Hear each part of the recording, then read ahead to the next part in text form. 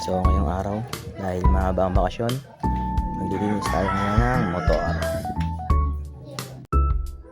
At bumili muna tayo ng pangmalakasang pang car wash. Joy number 1. Panglinis ng motor, panglinis ng plato. 15 pesos only. Ayan.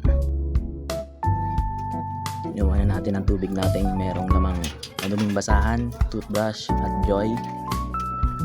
Ayan, wala tayong hose kasi malayo-layo yung parking ko.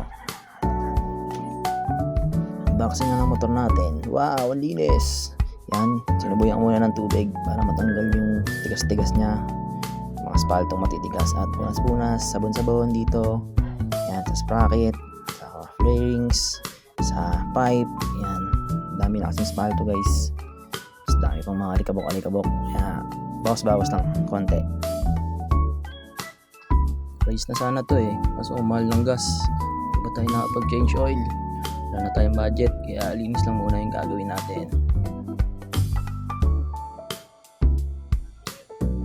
At banlawan na, bilis no. Satisfied na ako sa linis niya, kaya binalawan ko na kahit pa paano. Okay na yan.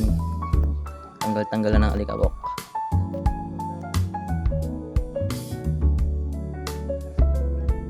At syempre, testing muna natin baka hindi na gumana. At gumana pa naman siya kahit pa paano.